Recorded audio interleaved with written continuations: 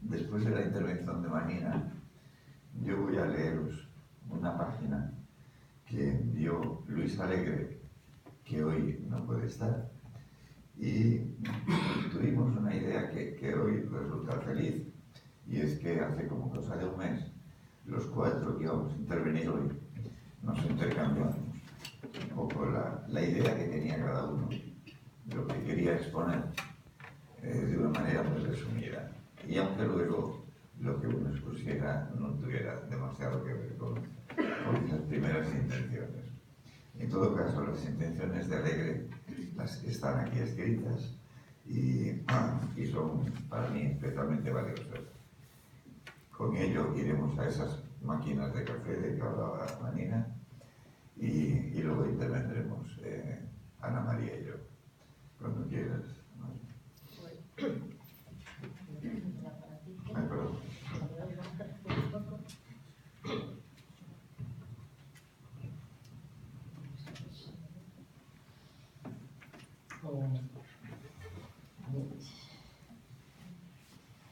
Pensar, quiero empezar diciéndoos que pensar en la cultura actual, donde esta sociedad de la información y de la comunicación nos tiene atrapados y casi diría también como aliados, no ha sido nada fácil para mí. Es un tema tan extenso y tan fácil, pero la verdad es que no me ha sido nada fácil.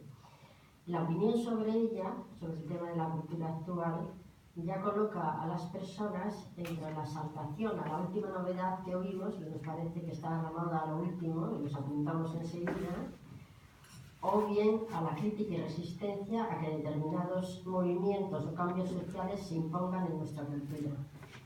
Ya estamos atentos siempre a lo que estamos viviendo, volvemos a convocarnos.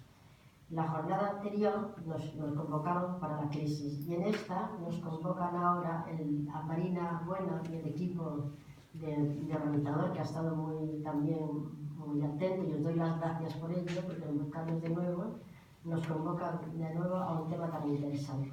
O sea que gracias a todos.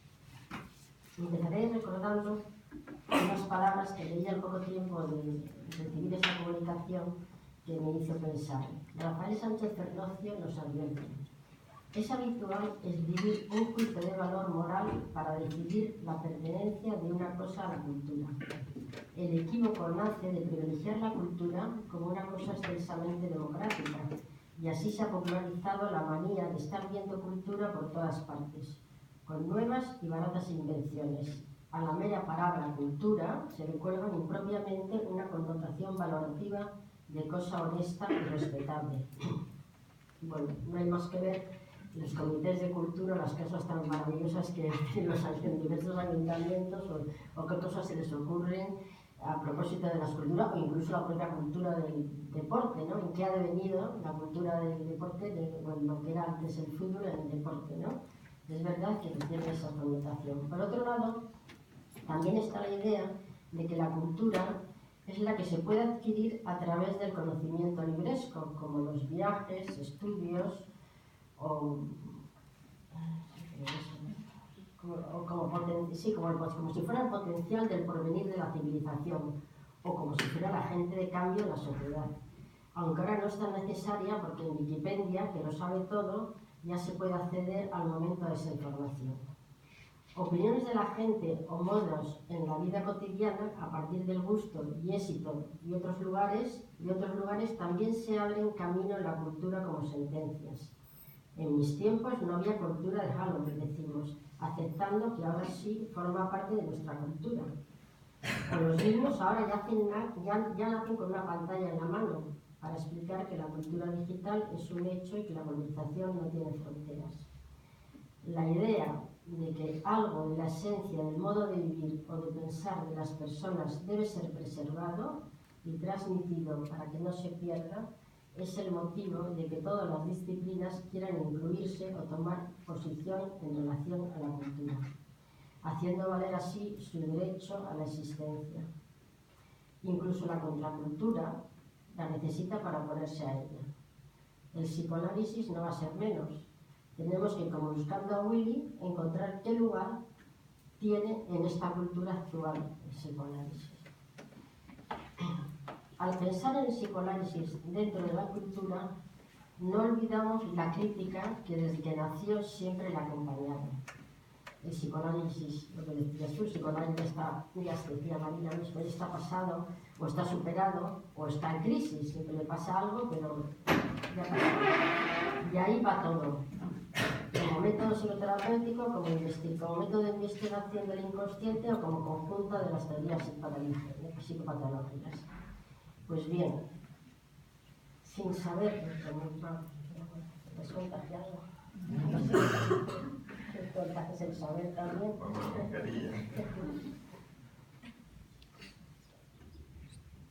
A ver, pues bien, sin saber cuál es el lugar del psicoanálisis, o si lo descubriremos en este rato entre todos, pero sí podemos escuchar a qué lugar nos convocan a los psicoanalistas las preguntas y cuestiones que la gente tiene sobre la sociedad en la cual está viviendo.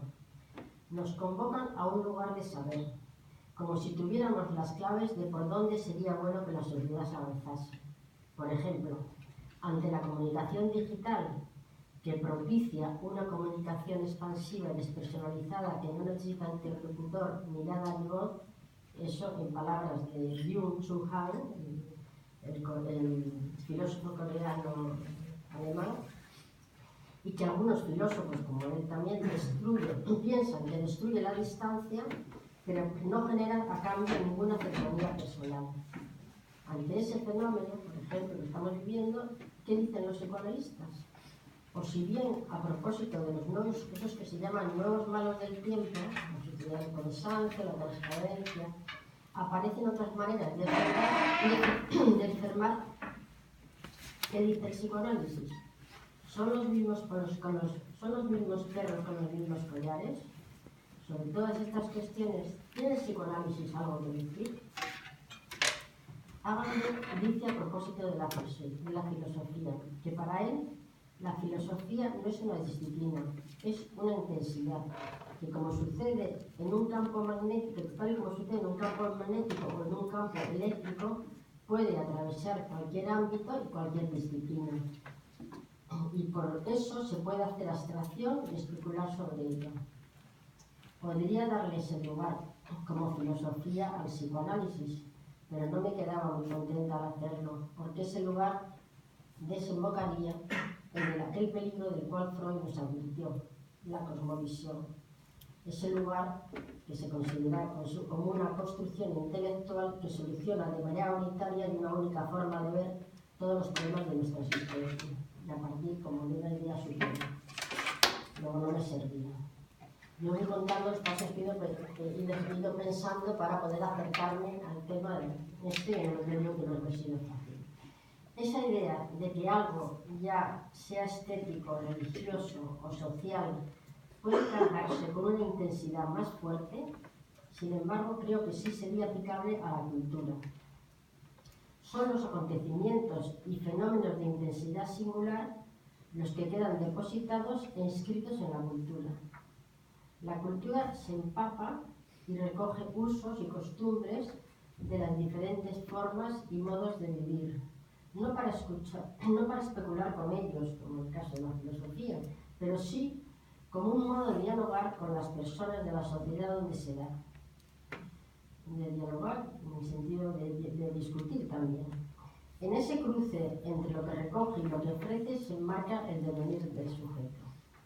El otro día oí decir al psicólogo francés François Julian, que el gran error de Marx, que dijo cosas esenciales, sin embargo fue decir el gran error que la estructura es la economía y que lo cultural es una superestructura, porque no es así, no lo veían así.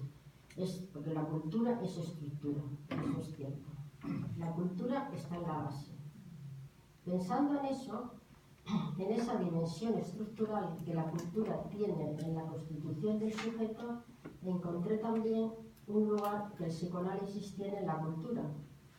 Si como decimos, el fundamento de la cultura humana viene a partir de la precaria condición de la inmadurez con que la infancia viene al mundo, donde encuentra a otro dispuesto a hacerse cargo de él, ¿Acaso no es la cultura la que tiene ya, antes de que llegue un catálogo de usos y costumbres, unas representaciones, unas palabras que llevan el peso de generaciones, incluso en alguna cultura, hasta el nombre preparado?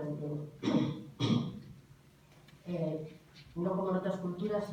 El año pasado estuve en Senegal y lo que más me sorprendió, aparte de muchas cosas, que los niños hasta los 2 años no tienen nombre.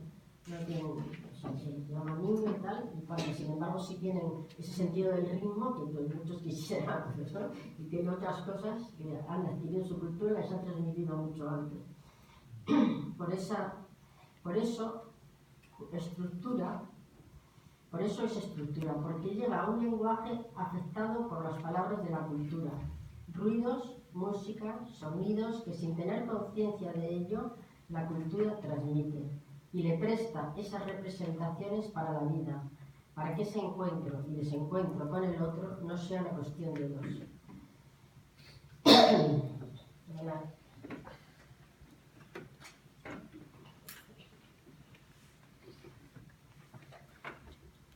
Acompañar ese desmadre que el paso del cuerpo del otro va a dejar en el suyo, rescatando el cuerpo erógeno más allá del cuerpo biológico, le va a permitir entrar en el lenguaje como sujeto de deseo significado por las palabras de otro. Por eso decimos que los seres humanos se comunican en el lenguaje, no por el lenguaje.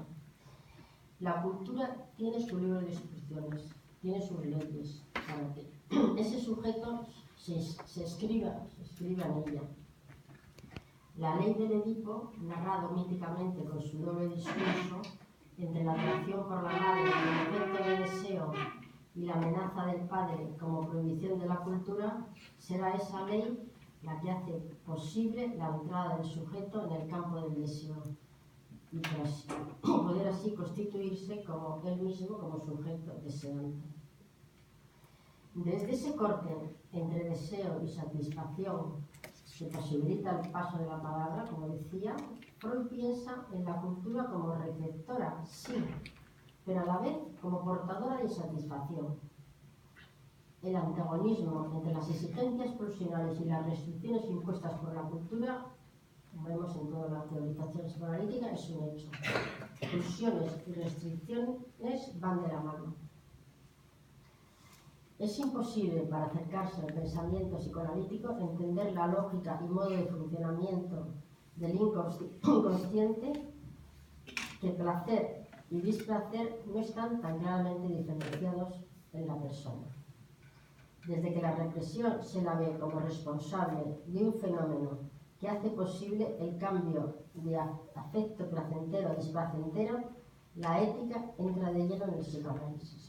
No está tan claro que lo bueno será bueno y lo malo será malo. La que admitidamente. Freud, como sabemos, interesado por el síntoma y su relación con el inconsciente, siempre ha estado atento a cómo afecta a la persona los momentos que le ha tocado vivir.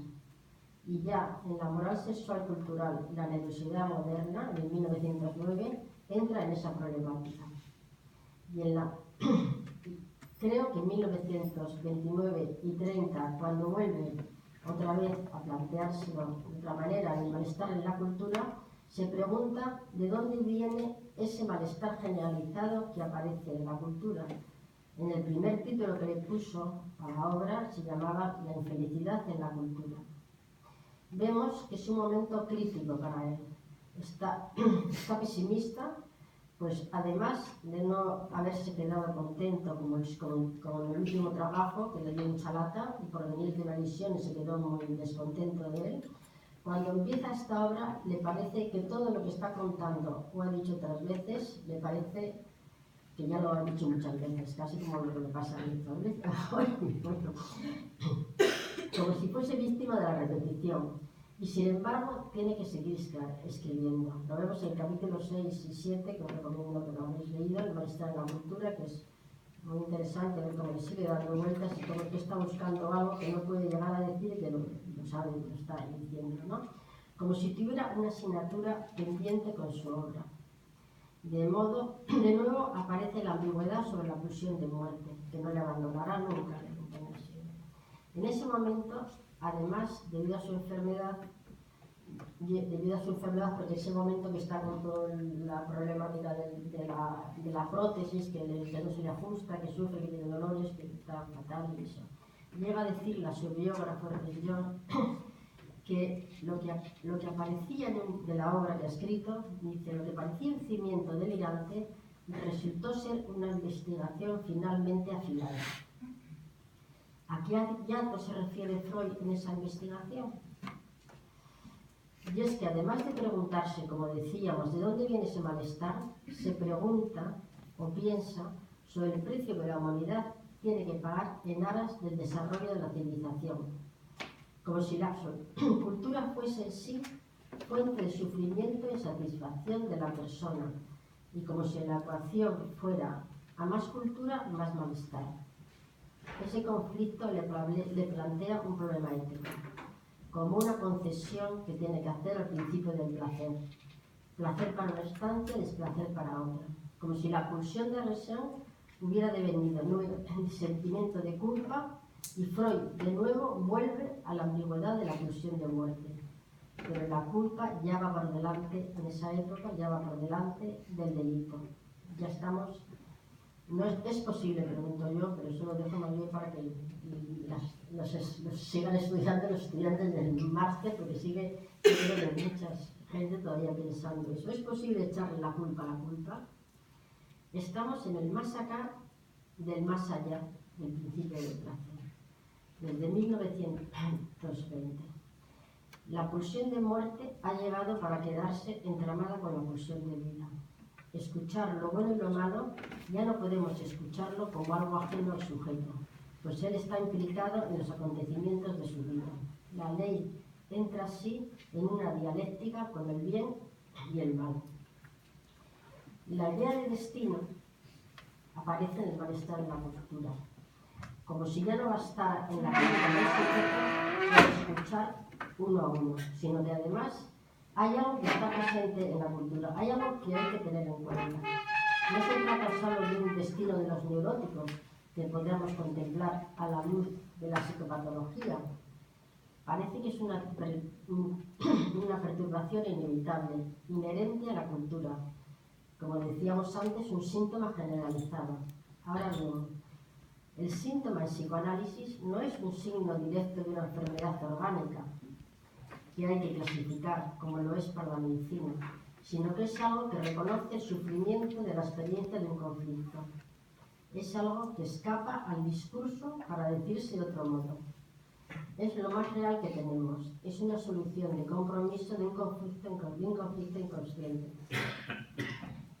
Ese mal que aparece en la cultura por el que tenemos que contar, inevitablemente es casi una fatalidad. Pero bueno preguntar, ¿deja fuera la responsabilidad del sujeto? Lacan llama, en un momento determinado, a teología con la palabra maldición, jugando con el equívoco de ese término que en francés y en español tiene sentido de maléfico, y en latín sería un maldecir, decir el mal. Es decir, que llama al mal, que invoca la infelicidad sobre alguien, pero es una maldición que va de la contingencia del encuentro a la necesidad de un destino que no cesa de escribirse. Parece que la infelicidad que insiste estuviera en los avatares del vivir. El malestar está en la cultura como un maldito, como un síntoma del lenguaje. La maldición del ser por el hecho de la palabra, dice Lacan, o dicho de otra manera, que también, que en el inconsciente la maldición se gesta en el ser por el efecto del habla. Freud sabía de ese lugar maldito del psicoanálisis. Recordar el viaje cuando están con sus discípulos, cuando están llegando a América, donde no saben bien ellos que les traemos la peste. Ese síntoma del lenguaje da el lugar al psicoanálisis, el lugar de la palabra. La palabra que incluye el silencio, como sabemos, la palabra que no es la verdad, la palabra que, por no poder decir todo, sigue hablando. Y el del psicoanálisis es un lugar de ignorancia. Podríamos decir que es un saber que no sabe lo que sabe. Y la cultura Denota, a modo de malestar, esa contradicción en que se mueve el sujeto tratando de arreglárselas con la imposibilidad. Ante la insatisfacción de lo que no pudo ser, en aquellas vagas experiencias de frustración, la cultura le abre a un mundo de promesas. Y justo por eso, por las promesas, también lleva aparejada la decepción, que le va a recordar nuevamente que tampoco va a poder ser. La insistencia en repetir. Eduardo Chamorro me recordó no hace mucho, a propósito de un trabajo mío sobre este tema de la repetición que nombraba ahora, la perspectiva del sujeto histórico y su resistencia a reconocer la realidad de la repetición. Si ese sujeto, dice él, lleva una memoria de la historia transgeneracional, de esa cadena significantes que ha ido dejando marcas en las palabras y se resiste a reconocer la realidad que vuelve una y otra vez, estaríamos ante el mecanismo de la mentira, subraya. Lo digo, ¿sería ese el sujeto de la cultura de hoy? ¿O sería esa la complicidad de la cultura de hoy con lo imposible del sujeto?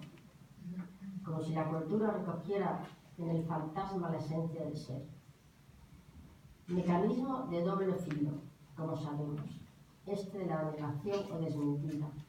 Pues por un lado es necesaria defensa para poder vivir y por otro, si se convierte en mecanismo clave con el que se organiza la existencia, daría lugar a una estructura perversa. Freud parece contar con ello. Las fuerzas utilizadas, dice, de la cultura, provienen en gran parte de la represión de lo que denominamos elementos perversos de la excitación sexual. Alude a la perversión. En otro momento nos recuerda, los grandes aportes de la cultura y la capacidad creativa o importantes transformaciones de la realidad vienen de esa desviación de la pulsión. La pulsión tampoco le abandona, tiene ahí los tres temas. Como una sexualidad desexualizada, esa desviación. No olvidar que la perversión es el negativo de la neurosis y que es un intento de romper signos de la ley común. La perversión. Podríamos pensar entonces que la pulsión ante la imposibilidad de satisfacción directa desplaza la meta a modo de sublimación, tal como Freud lo plantea en el artículo antes mencionado, La moral sexual cultural en la Universidad Moderna, a otras modalidades de la cultura. Y así, ante el mecanismo perverso de mirar para otro lado, reaparece el enigma del ser, insistiendo entre querer y no querer saber de su síntoma. Recordar también que lo que diferencia en realidad a una perversión de una sublimación está en la distancia, la relación que hay entre la relación sujeto y objeto, que uno la distancia y el otro la reprime, la ignora, la perversión la niega, mejor dicho, no la reprime. Si la dificultad es que no puede reprimir, mira para otro lado. Así, por ejemplo, ante la cultura de la posmodernidad, que antes venía asociada al culto de la individualidad, ausencia del interés por el bienestar común y haciendo de la racionalidad su ley, ahora trata de reeditarse como la cultura de la posverdad, en la que la apariencia de verdad pretende desconectar los hechos reales de las emociones y donde la mentira puede sobrevivir sin el beneficio. Propuestas de ordenar el mundo para que la persona siga hablando, intentos de tapar o entretener la falta en ser, filósofos de esta mesa que nos ayudarán a pensarlo. Nosotros antes hablamos de eso, de la palabra, porque solo desde el silencio de la escucha del síntoma puede el psicoanálisis encontrar su lugar.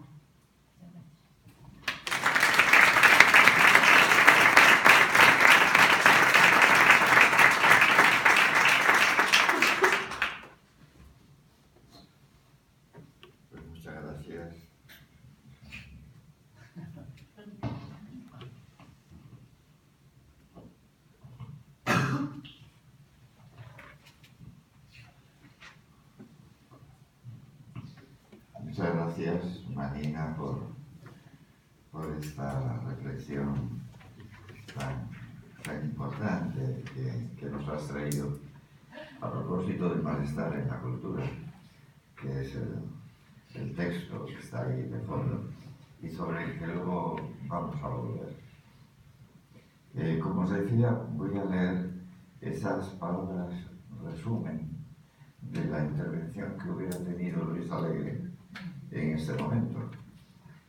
Nos dice así, nos envía una carta a los tres y nos dice: os envío unas líneas con algunas indicaciones mínimas sobre por dónde había pensado enfocar la ponencia, de cara a que todos tengamos más o menos en mente el planteamiento de los demás. Este era el objetivo de esos resúmenes que nos hemos intercambiado. Mi intención es realizar una ponencia vinculada más bien a preocupaciones de carácter político. Luis Alegre ha trabajado mucho el pensamiento de Freud, ha trabajado la recepción que hizo Marcuse del pensamiento de Freud y ha publicado junto con el profesor Carlos Hernández Liria un voluminoso volumen sobre el Capital de Marx. Y últimamente acaba de publicar un trabajo en el que se plantea el lugar de los poetas en la cultura actual. Los textos en los que más me basaré son Psicología de las Masas, del año 20, El porvenir de una ilusión, del 27, y El malestar en la cultura, del 29-30. El enfoque general será muy cercano al uso que de Freud hace un autor como Marcuse en Eros y civilización. La idea es apoyarme en Freud para analizar el inquietante resurgir de los arcaísmos religiosos, nacionales, etc., al que estamos asistiendo, no sin cierto desconcierto, en las últimas décadas. Trataré de sostener que estos asuntos podrían ser comprendidos con mucha más eficacia y precisión si fuésemos capaces de asumir que con frecuencia, de hecho prácticamente siempre que el psiquismo entra en juego, fuésemos capaces de asumir que pensamos las relaciones entre causas y efectos del modo exactamente inverso al que tiene realmente lugar, el orden entre las razones y los sentimientos. El problema del liderazgo en las situaciones de crisis de régimen, la culpa y el castigo, la construcción misma del deseo y su relación con el entendimiento y la representación, a los que ha aludido Manina en su trabajo, la construcción misma del deseo y su relación con el sentimiento, el entendimiento y la representación. El objetivo último es intentar sostener con Freud que nuestra mejor esperanza es que el intelecto, el espíritu científico, la razón, logre algún día la dictadura sobre la vida psíquica del hombre. La esencia misma de la razón garantiza que nunca dejará de otorgar su debido puesto a los impulsos afectivos del hombre y a lo que por ellos es determinado. Aquí Freud es claramente optimista. Aquí la clave estará en no perder de vista el objetivo último de lograr el gobierno de la razón, pero eso sí, de una razón que no deje en ningún momento de hacerse cargo de los derechos, anhelos y condiciones irrenunciables que impone la sensibilidad. Es decir, una razón capaz de asumir plenamente las dificultades irreductibles con las que se va a encontrar en esos sujetos que, siendo racionales, no estamos constituidos o creados originariamente por la razón, o lo que es lo mismo, esos sujetos en los que el lenguaje no crea los cuerpos, sino que se instala, siempre ya tarde, en unos cuerpos cargados ya de una densa historia afectiva. En definitiva, una razón que sea capaz de asumir, sin matar al mensajero, las malas noticias para el pensamiento ilustrado que trae el psicoanálisis. Como veis, un resumen que yo estimo valiosísimo, de lo que espero que cuando se publiquen estas conferencias tengáis ampliamente desarrollado. Bueno, son las 11 menos cuarto.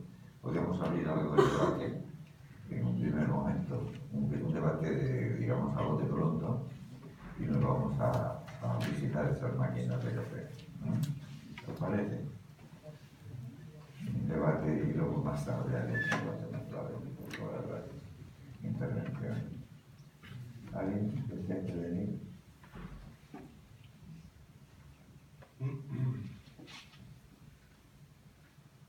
Tantos no,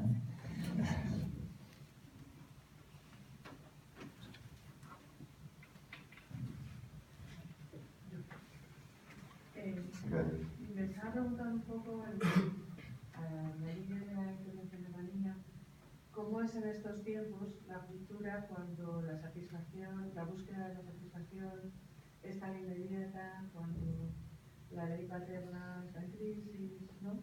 Que son unos tiempos donde la transmisión de la cultura, ¿por qué camino va, no? ¿Qué cultura es la que tenemos y qué cultura es la que vamos a transmitir, ¿no? Pues ese es el problema también, que nosotros nos preguntan como si eso que pues, supiéramos de verdad, ¿no? ¿Cuál es la propuesta? O sea, no cabe duda de que hay una satisfacción de la inmediata, nuestra teoría podríamos aplicarla rápidamente. Pero también es cierto que el psicoanálisis durante ha sido criticado, y en eso con cierta justicia, que es porque se ha puesto siempre muy al lado de la moral, no digo de la ética, que siempre está, pero al lado de la moral también a veces se ha puesto por delante y ha metido la pata, y da igual que sean los tiempos de la, ¿no? Pues eso, de que lo malo es la cultura esta que está viniendo de la procreación subrogada, que está, o hace millones de años que estaba con el tema de la fecundación in vitro, o así, siempre ha sido muy, ¿no? Así que podríamos decir, pues eso, muy no prudente, sino poniéndose de un lado y tal. Entonces, yo creo que en lugar del psicoanálisis no sería contestar si es buena o malo la satisfacción. Sabemos que lo que supone la satisfacción inmediata, que no hay elaboración, y que yo creo que la cultura justo podría dar o debería dar en las manifestaciones culturales, en las formas en que se hace, debería ser un lugar como para propiciar la elaboración. O sea, que no sea ni una interpretación ni una sentencia, ¿no? Esto es malo porque sí, porque desde el psicoanálisis es una barbaridad, o desde la religión, o desde no sé dónde, sino que propusiera formas que hace elaborar a la gente y hace pensar de otra manera, ¿no? Entonces, en ese sentido, lo que nosotros podemos considerar muchas veces ahora como satisfacción inmediata, dado los tiempos que estamos viviendo, el ritmo de los tiempos, a lo mejor no es tan inmediata, ¿no? O sea, cuando estamos hablando, todos estamos pensando en el clásico mensaje todo el rato, que contestas, que tal, que lo que dice el filósofo coreano, que es verdad, que está muy de moda, pero también, no sé, también me parecen algunas cosas, yo lo he seguido un poquito, me parecen algunas cosas un poquito como que es una crisis, una crítica también un poquito muy, no sé, muy, desde mi punto de vista, un poco para discutirla, ¿no? Discutirla. Porque es que hay gente que se comunica muy bien por WhatsApp, o sea, Y a mí me puede parecer una aberración, pero hay gente que en estos momentos está sola y está no sé dónde, y la única posibilidad que tiene es a lo mejor de que tiene un grupo de amigos que a mí lo horrorizaría que me mandaran cada minuto un mensaje, pero puede ser que a otra persona le esté sirviendo, no sé qué forma de servir. Y luego no lo sé, la satisfacción inmediata ya sabemos lo que trae como consecuencia, ¿no? Que hay además un pasaje al acto, que no hay elaboración y no hay tal, y es verdad que eso se ve. La pregunta sería, ¿todo este ritmo que llevamos, de dónde viene este ritmo que llevamos tan absurdo para ir a ninguna parte, ¿no? del tiempo? Y no sé, no me quiero extender, pero creo que lo que está detrás, que es un tema pendiente, el psicoanálisis, entonces es el tema del tiempo. Eso que decía Einstein que no existía, el tiempo no existe, pues a ver, ¿qué pasa con esto? Porque a todo el mundo le falta y estamos todo el día con el tiempo en la boca, yo no conozco. Entonces, me hace que es un tiempo, es una propuesta importante esa, ¿verdad? No sé, no te he contestado porque yo te digo que no, es que creo que no tengo palabras como Marina Peiró, pero no. No, yo estaba pensando también en el asunto de la castración, ¿no? Vivimos en unos tiempos donde uno quiere tener un hijo al final, qué difícil es asumir si lo puedes tener o no, qué difícil es esperar un segundo a acceder al saber, o sea, en una conversación hay una duda, de pronto alguien saca el móvil, inmediatamente la duda se resuelve, ¿no? Sí, que dejas el saber en ese aparatito. Sí, pero además es que uno no puede aguantarse, llegar a su casa y gestionar cómo puede acceder al saber, sino que parece como que lo vamos a tener todo ahí. No sé si la cultura justamente es como lo contrario, ¿no? Uno trae algo heredado que, ¿no? Que necesita de tiempo, que necesita de esfuerzo, ¿no? Claro, es que estamos hablando de la cultura. ¿Dónde está la cultura? Claro. La cultura, ya sabemos que la cultura, es que la cultura, yo creo que no me hace falta. Me oís todos bien, ¿no? Pero claro, la cultura la hacemos nosotros. Entonces, cada estupidez cultural es responsabilidad nuestra.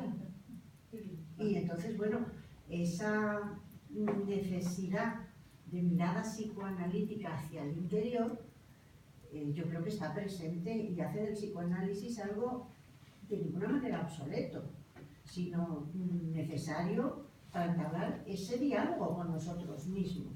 No somos los herederos de la cultura, somos los herederos de la transformación de esa herencia. ¿Y cómo lo vamos a transformar? Pues como podamos. Y una sociedad estúpida crea una cultura estúpida. Y una sociedad brillante crea una cultura brillante. Pero nos hemos quedado con Freud, con Nietzsche y con Marx, nos hemos quedado absolutamente solos. Y entonces, que cada palo aguante su vela. Son peleados. Muy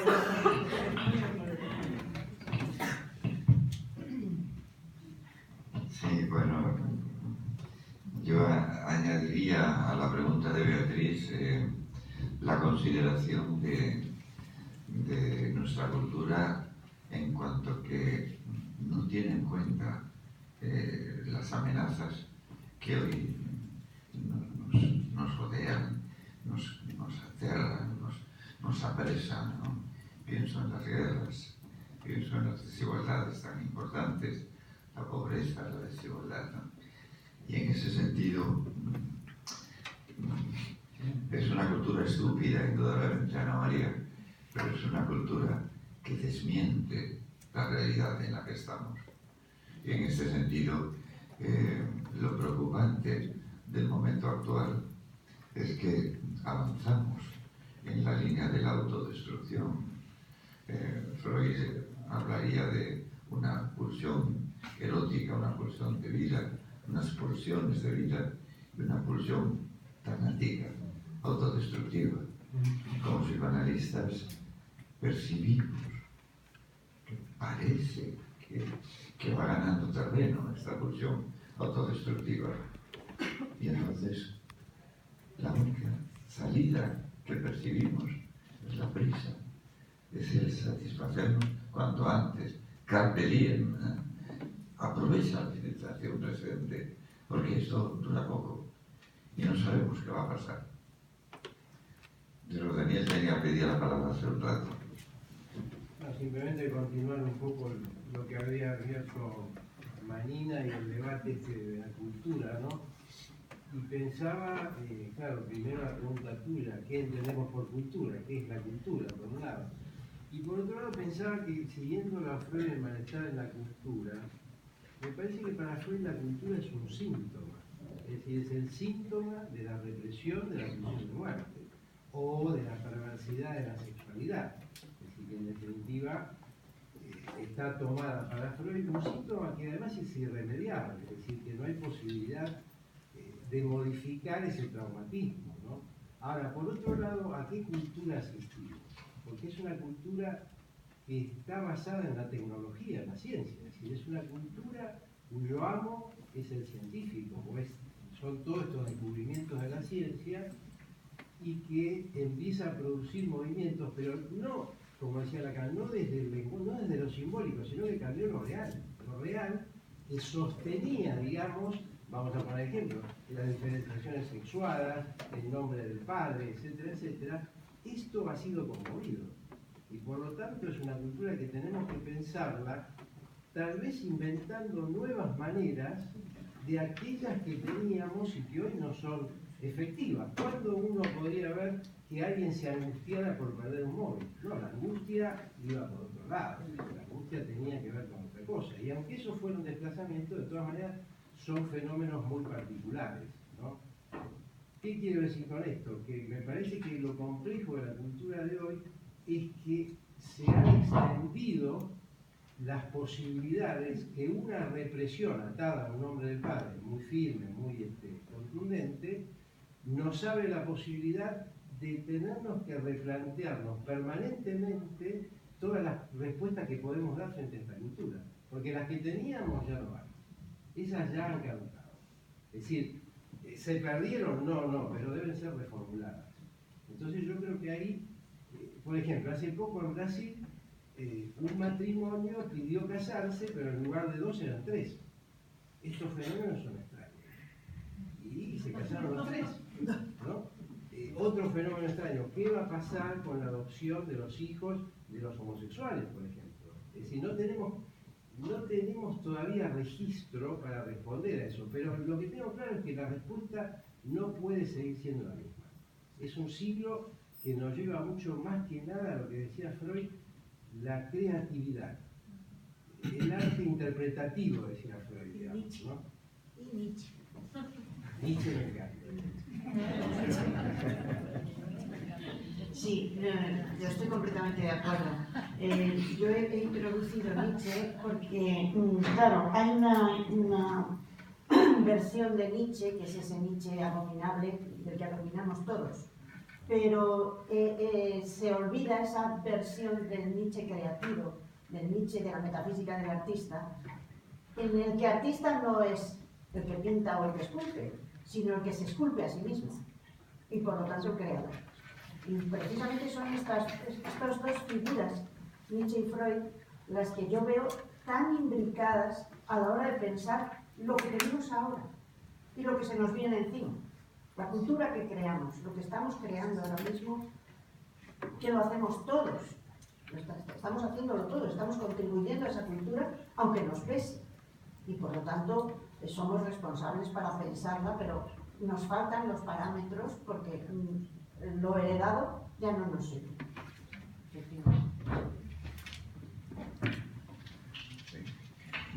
Yo tengo una duda con respecto a lo que comentabas sobre la sociedad estúpida, la sociedad brillante, y sobre la pulsión autodestructiva. Si para el psicoanálisis obviamente hay una pulsión autodestructiva, no se vería más como, siguiendo la línea que decía de la creatividad, más una pulsión por la reconversión constante. Entonces no sería que una cultura que en realidad atiende más que nada a las necesidades, no salen cosas porque sí, simplemente como en este siglo en el que vivimos ha habido un cambio tan grande, el cambio de la tecnología, etcétera, no sería más cómo catalogaríamos una sociedad brillante para diferenciarla de una estúpida, cuando en realidad simplemente la cultura atiende a las necesidades de una sociedad gigante donde hay todo tipo de individuos. Me explico fatal, por cierto. No, ha quedado clarísimo. ¿Cuál sería la diferencia entre una sociedad brillante y una sociedad estúpida? Una sociedad brillante sería la que todo lo que formulase fuese incrementante para la vida, entendiendo la ambigüedad de ese concepto vida, que es vida-muerte, pero incrementante. Y una sociedad estúpida sería la que se quedaría solo con esa parcialidad de pura nadificación, de no hacer nada, de no llevar a nada. Sí. No sé si... Yo creo que luego quizá para el debate es interesante, pero estamos manejando los términos cada vez los solapados, el de cultura y sociedad, También. que habría que empezar a diferenciar. Y bueno, ya enlazando como opinión por lo que ahora estaba, quizás sociedades brillantes, no sé si ha habido alguna. Unas son fenómenos culturales, pero como sociedades, pues podemos pensar la sociedad de finales del XIX, de los principios que dio a Nietzsche, a Marx, Freud, que es la que dio la Primera Guerra Mundial, la que dio el nazismo. Sí. Creo que para el debate posterior sería bueno empezar a hacer los matices entre sociedad, que siempre funciona como tal y que tiene los elementos irracionales profundamente destructivos, y cultura. Sí, esa me parece una distinción importante, ¿no? O sea, que si se considera un efecto o no, ¿no? Pero independiente, pero es verdad, eso ya verlo también, pero siguiendo un poco con lo que decíais vosotros, es que primero a qué cultura nos estamos refiriendo, pero independientemente, yo creo que para el psicoanálisis pensar lo bueno quizá no es lo mismo que la idea de una cultura genial o una cultura de sabios. O sea, lo bueno a veces no va unido al bienestar para una persona. Entonces, bueno, nunca va unido al bienestar.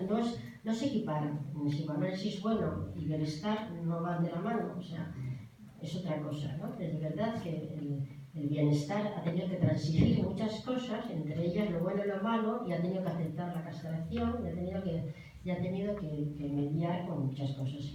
Y también hay otra cosa que también me parece importante, que yo no veo, o sea, que estamos en un momento difícil, pero quizás no estoy tan de acuerdo contigo, o sea, rara, pero en que estamos en una sociedad en un momento muy destructivo. Creo que ha habido en la historia momentos más destructivos. El siglo pasado fue tremendo, ¿no? Y es verdad que está la amenaza, que a lo mejor viene también por ese momento donde no sabemos cómo resolver el conflicto, porque no sabemos cómo elaborarlo, y porque la aluvión de las nuevas tecnologías también nos han puesto en otro momento y en otro lugar, y aparecen fenómenos perversos como en toda la vida ha habido grandes no ha habido solamente ahora a descubrir lo que son.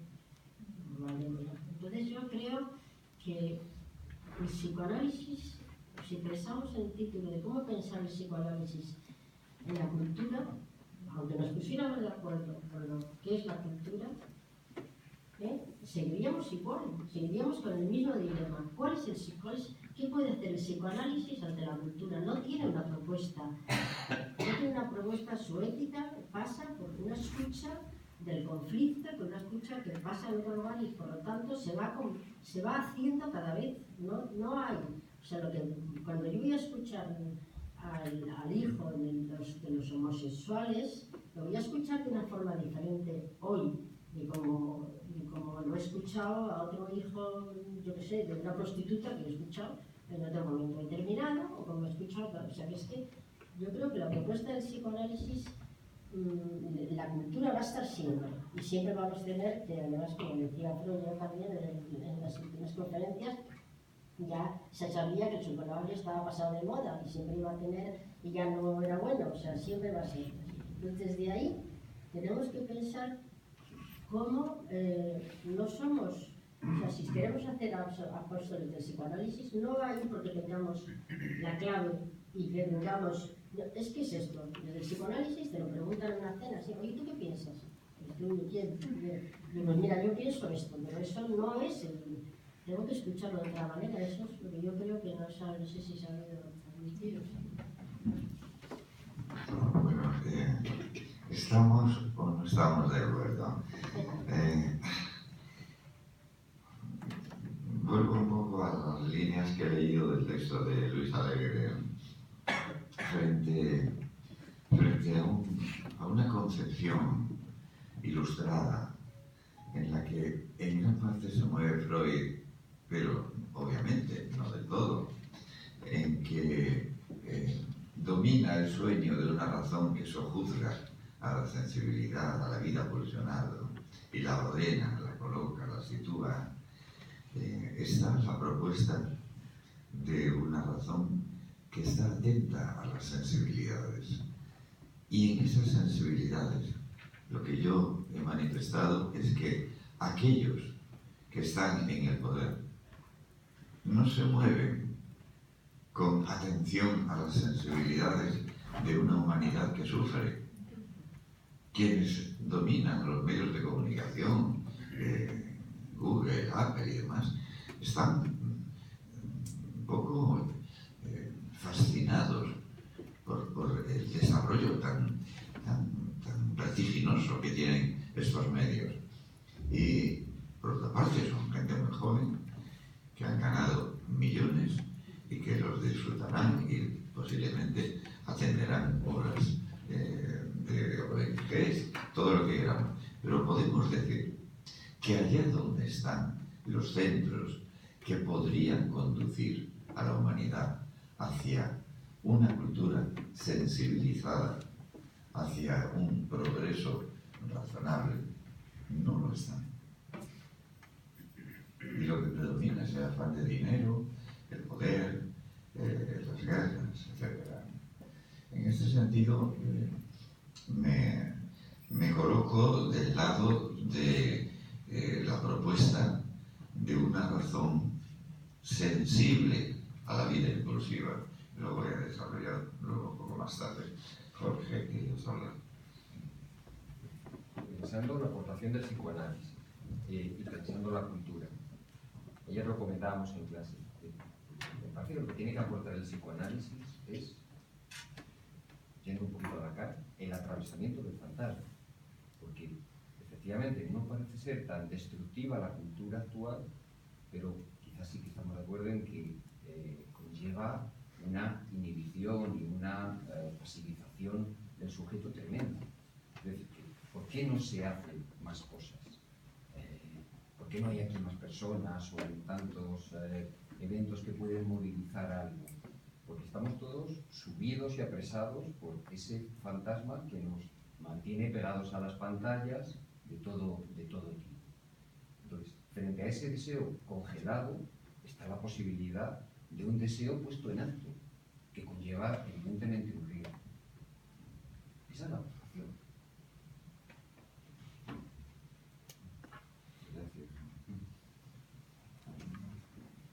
Insistes, ¿eh?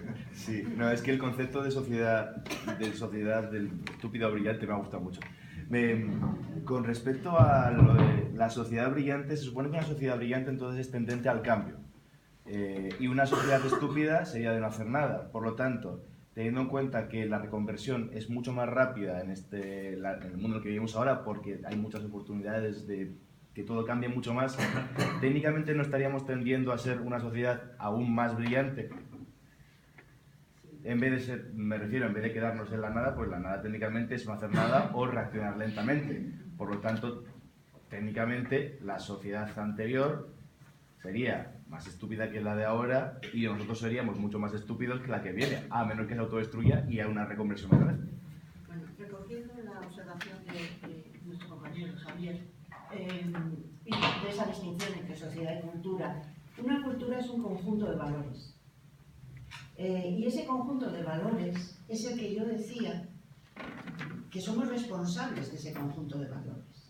Después, las sociedades enferman, tienen sus dinámicas, como se ha señalado también aquí. ¿Es una sociedad más brillante, la más tecnológicamente avanzada? Puede que sí, en el sentido de la tecnología.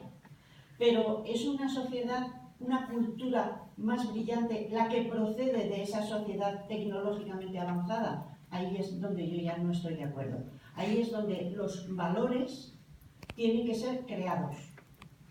Valores nuevos, valores, valores que nacen de la puesta en crisis de los valores viejos, que han perdido la fuerza, que no nos afectan, que de repente, pues, un matrimonio de 3, ¿por qué no? ¿Eso es mejor, es peor, es regular? Tendremos que verlo, tendrá que hacerse, si no está hecho. Entonces ese universo de valores es el que constituye la cultura. Esa sociedad es la que, con esos valores, hace algo incrementante o algo que, al contrario, los nadifica, los anula, los hace cada vez más intrascendentes. ¿Es un valor la verdad? Claro. Pero se ha hablado de la posverdad. ¿En qué medida? Sabemos que la verdad es relativa. Yo lo que estoy diciendo aquí, ¿va a misa? No. Lo que estamos diciendo ninguno, nada. Ni lo que dijo Freud, ni lo que dijo Nietzsche. Estamos constantemente cuestionando verdades. De ahí a que lo que hagamos es saltarnos en beneficio propio, en beneficio de unas determinadas ideologías, de unos determinados intereses, el mangoneo de la verdad, que es lo que se está haciendo ahora, eso ya es otra cosa. Por lo tanto, de un relativismo de la verdad, que eso ya lo hacían los sofistas, la ilustración griega, de un relativismo de la verdad pasamos a convertirnos ahora en sofistas, pero los sofistas no eran ni mejores ni peores. Tenemos una visión de los sofistas muy perversa por Platón, pero los sofistas lo único que hacían es decir, bueno, cuando en Grecia las mujeres se tatúan, si están en Atenas, se dice que eso es horroroso, pero si están en Esparta, se dice que son bellísimas. Por lo tanto, ¿qué pasa? Que la belleza es relativa, está en función del observador. Bien, eso lo dijeron los sofistas, eso ni es malo ni es bueno. ¿Qué es lo malo de la sofística? Que después esa verdad se utiliza en beneficio propio para no buscar la verdad, esa verdad que podría ser en esos momentos más adecuada y más objetiva, sino el beneficio propio. Y eso es lo que hace de cada cultura que los valores de esa cultura se transformen en función de lo que las sociedades hacen con ellos. No sé si te he respondido demasiado filosóficamente y muy poco psicoanalíticamente, que eso es lo que me temo que voy a proporcionar yo. Marina. Bueno, a ver, yo lo que quería decir un poco, siguiendo un poco de lo que habéis abierto vosotros, es que yo creo que en toda época hay sociedades, culturas sabias y culturas estúpidas, y que no creo que sea una cosa nueva y especial de nuestro tiempo, ¿no? O sea, podemos encontrar sabiduría y estupidez dentro de, y me imagino que, bueno, pues lo que habéis aludido, ¿no? Finales del siglo XIX, principios del XX, todas las primeras décadas del siglo XX, pues estaban llenas de brutalidades, que podríamos denominar estupidez en general, ¿no? O siguiendo un poco lo que has comentado tú. De todas maneras, yo rompiendo un poco una lanza en la línea de defender algo, incluso de esa sociedad, en la parte estúpida de esa sociedad, ¿no? Se dice mucho que las tecnologías, lo has dicho tú en concreto, también llevan un poco a la pasividad, ¿no? A que la gente se quede en casa en vez de venir aquí. Tal. Bueno, la gente va a muchísimos sitios, por otro lado.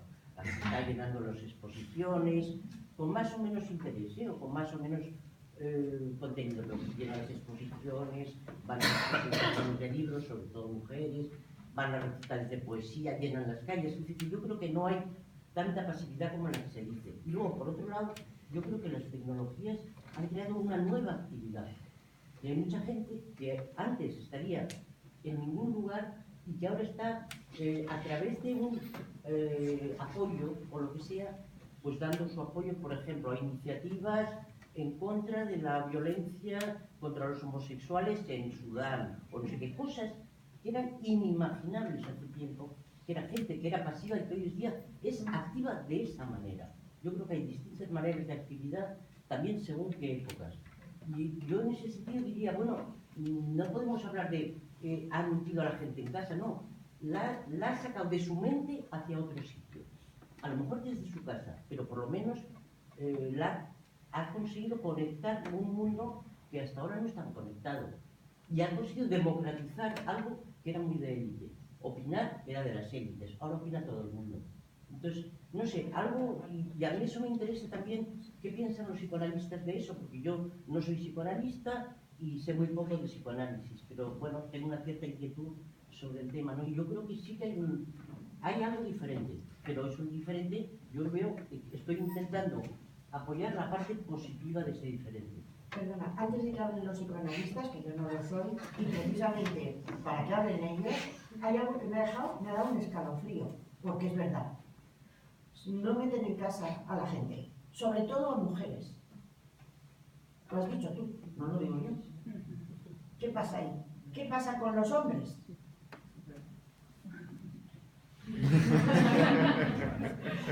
Dejamos ahí. Haciendo señas. Haciendo señas de que interrumpamos. Esa pregunta, para mantenerla en el café, puede ser estupenda.